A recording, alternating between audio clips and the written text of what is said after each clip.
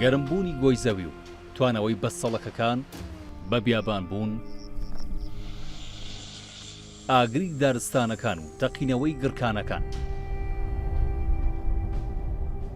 هەموو ئەمانە لێکەوتەی گۆڕانی کەشوهەوان کە مرۆڤ تەنیا بوونەوە نییە بەدەستیەوە دەناڵێنێت، بەڵکو بە پلەی یەکەم گیانەوەران دەکەونە ژێر کاریگەریەکەیەوە. کاریگەریەکە بە جۆرێکە نەتەوە یەکگرتوەکان دەڵێت لەم کاتەدا 1 ملیۆن تۆخمی گیانەوەر و ئەو گژوگیایی بۆ خواردن پشتی پێدەبەستن، هەڕەشەی لە نێوچوونیان لەسرە.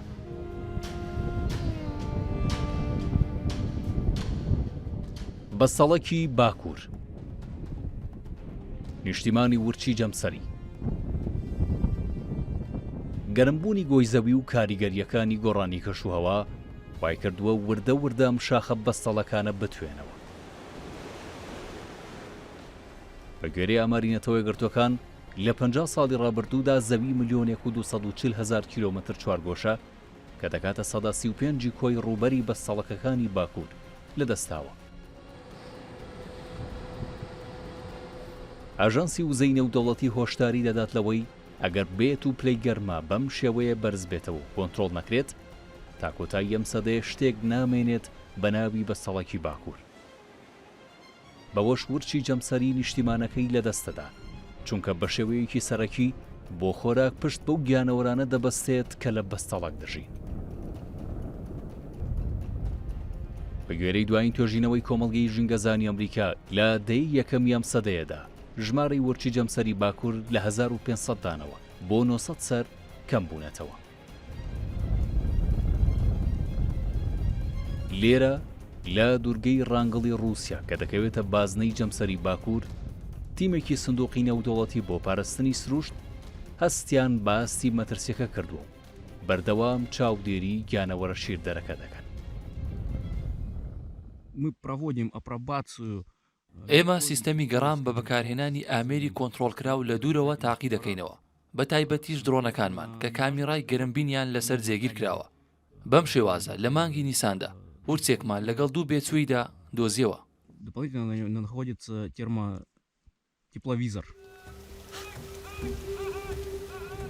لە دارستانەکانی ئۆردسکۆتسڤیگی ڕۆژهەڵاتی سوێد خێڵی سامی ئەم جۆرە ئاسکە بە خێو دەکەن کە پێی دەگوترێت ئاسکی ڕەنە.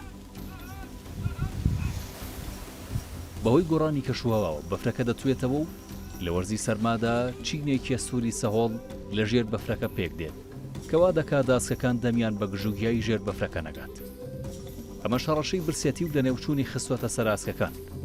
ئەم جۆرە ئاسکە لەلایەن یەکێتی نێودەوڵەتی بۆ پاراستنی سروشت بە هەڕەشە لەسەر پۆلێن کراوە.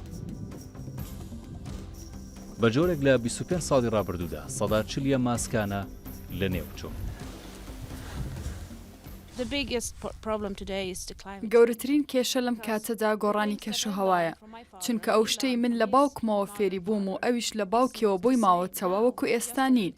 لە ماوەی تەنیا 10 ساڵی ڕابردوودا زۆر شت گۆڕاوە. لەگەڵ هاتنی وەرزی هاوی شەپۆڵێکی توندی گەرما ڕووی لە ئەوروپا کردووە، لەی گەرما لە 40 پلەی سیلیزی نزیک بووتەوە.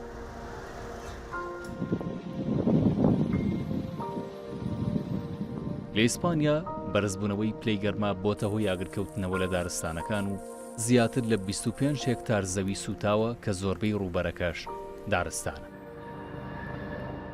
ئاگرەکە هەڕەشە لە 76 جۆری باڵندە و 17 جۆری گیانەوەری شیر دەردەکات.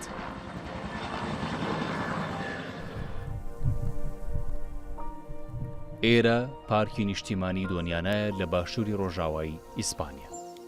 لەلایەن یونسکۆوە وەکو میراتی نەتەوەیی پۆڵێنکراوە. نیشتیمانی 490 جۆری باڵندەیە و ساڵانە 6 ملیۆن باڵندە لە ئەوروپاوە بێرەدا کۆچ دەکەن بۆ ئەفریقا. هاوکات 37 جۆری گیانەوەری شیردەر لێرە دەژین. ئێستا گەرمبوونی زەوی و وشکە ساڵی خەریکە ئاوی خواردنەوەیان لێ وشک دەکات. دەرهێنانی لە ڕادەبەدەری ئاوی ژێرزەوی بۆتە هۆی لە نێوبردنی زۆنگاوەکانی دۆنیانە. بۆ ڕێگرتن لە وشکبوونی پێویستمان بە چەند ڕێکارێکەیە. دەبێت بیرەکان دابخەین و دەرهێنانی ئاو بە ڕێژەی لە 150 کەمکەینەوە. لە فەرەنسای دراوسێی ئیسپانیا بە گوێرەی پسپۆڕانی کەشناسی لە بەشێک لە شارەکانی ڕۆژاوای فەرەنسا بۆ یەکەم جار پلەی گەرما گەشتۆتە 42.9 پلەی سیلیزی. ئەمە شەڕەشەی لە نێوچوونی لەسەر بەشێک لە گیانەوەراندانەوە. لە شاری ئیسۆنی باشووری پاریس سروش دۆستان هەوڵی پاراستنی توخمی ژیژک دەدەن کە پێشبینی دەکرێت تا ساڵی 2050 لەناو بچێت. کاتێک پلەی گەرما بەرز دەبێتەوە خاکیش گەرم دەبێت بەمەژ ناتوانن بۆ کرم بگەڕێن، مێرولەکان خۆیان حەشار دەدەن و هیچیان دەست ناکەوێت و لە برسا دەمرن. گەرمبوونی گۆیزەوی و گۆڕانی کەشوهەوا کۆچی باڵندەکانیشی تێکداوە.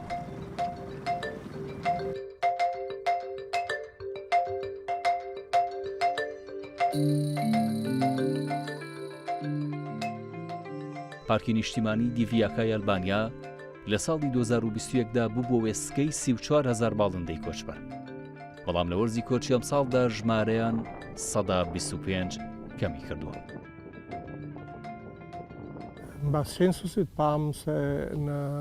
لە دوای سەرژمێریکردنمان لە پارکی نیشتیمانی دیڤیاکا کاراڤستا بۆمان دەرکەوت بەراورد لەگەڵ پار 9,000 باڵندە دیار نەماون. هۆکاری زۆر بۆ ئەمە هەن، بەڵام بە پلەی یەکەم گەرمبوونی گۆی زەویە.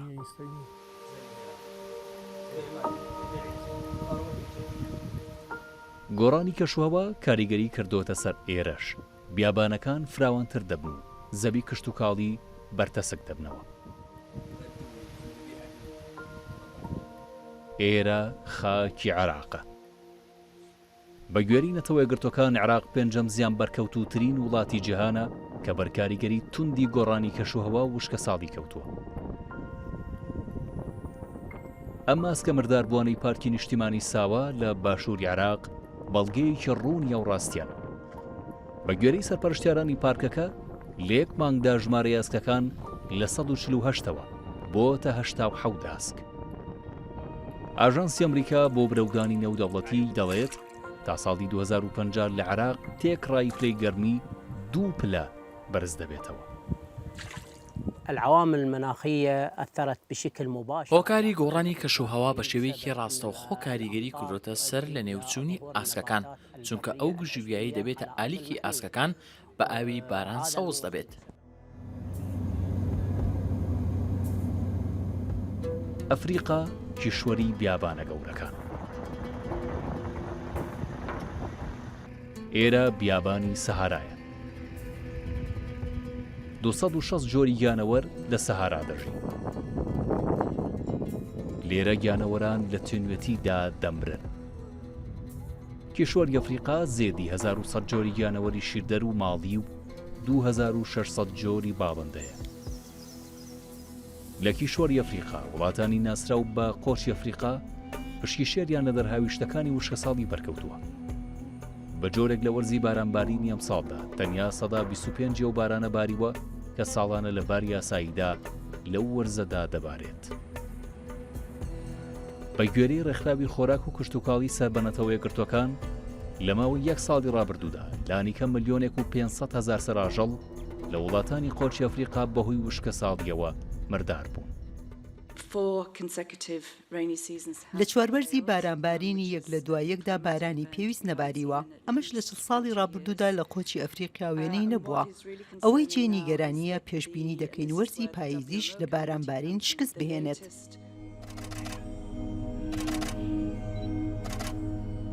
ئەفریقا بە نیشتیمانی فیل دەناسرێت، بەڵام بە گوێرەی راپۆرت یەکێتی نێودەوڵەتی بۆ پاراستنی سروشت لە نیو سەدەی ڕابردوودا ژمارەیان بۆ کەمتر لە نیوە دابەزیوە.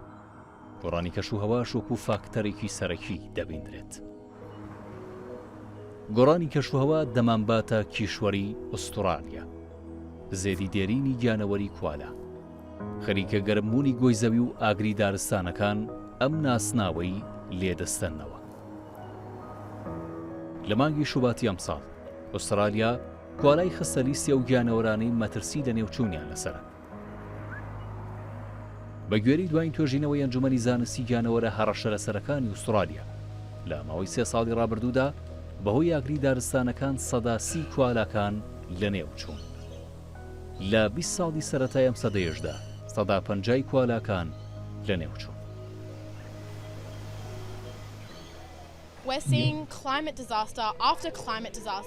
ئێمە کارەساتی کەشوهەوایەک بەدوایەک دەبینین ئەوەش لە بەر ئاگری دانستانەکان و لافاوەکانەوەیە ئێمە دەزانین کە ئەوە لە ئاکامی سوتەمەنیە بە بەردبووەکانەوە ڕوودەدات.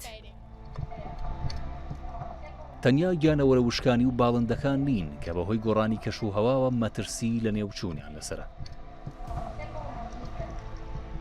لێرە لە شاری سانتامارتای باکووری کۆلۆمبیا تیمێک بە شەو و ڕۆژ چاودێری گیانەوەرێکی مانتی ئەمریکی دەکەن. گیانەوەرەکە لەلایەن یەکێتی نێودەوڵەتی بۆ پاراستنی سروشت خراوەتە لیستی سووری لە نێوچوونەوە. بە جۆرێک تەنیا 10,000 دانەی ماوە. نابێت ئەم بوونەوەرانە بخورێن هەرخۆی ژمارەیان زۆر کەمە و دەبێت چاودێری ئەو ژمارە کەمە بکەین کە ئێستا زیندوون.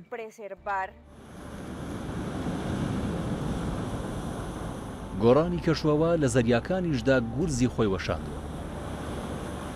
لە دوای چەند کاژێرێک لە گەڕان لە دەریاچەی کەیپۆ لە ڕۆژهەڵاتی ویلایەتی ماساچوسێتسی ئەمریکا تیمی توێژینەوەی شیرۆوتەر توانیان بۆ یەکەم جار ئەم وێنانە بگرن. نانگی ئەتلانتیکی باکووریان بەدی کرد. بە گوێرەی توێژینەوە زانستیەکان لە کۆتاییەکانی سەدەی 19دا ژمارەی ئەم جۆرە نەهەنگە لە جیهاندا 20,000 دانە دەبوو. ئێستا بە گوێرەی سەنتەری توێژینەوە لە کەناراویەکانی ئەمریکا 160 و شیردەرە لە نێوچوون. We are estimating about 336 right whales. وا دەخەمڵێنین کە 336 نەهەنگی ئەتلانتیکی باکوور مابن و بەداخەوە تەنیا 15 دانیان لە کەناراوەکانی ئەمریکادا بەدیکراون.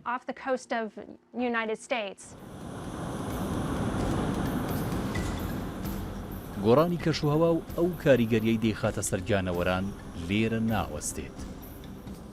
بە گوێرەی دوایین توێژینەوەی گۆڤاری نەیچەری بەریتانی لە 50 ساڵی داهاتوودا گەرمبوونی زەوی 3139 جۆری گیانەوەر ناچار بە کۆچکردن بۆ شوێنە فێنکەکان دەکات. بەوەش بە بەرکەوتنیان لەگەڵ گیانەوەرانی دیکە هۆشداری دەدرێت لەوەی 15,000 کەیسی نوێی گواستنەوەی ڤایرۆس تۆمار بکرێن.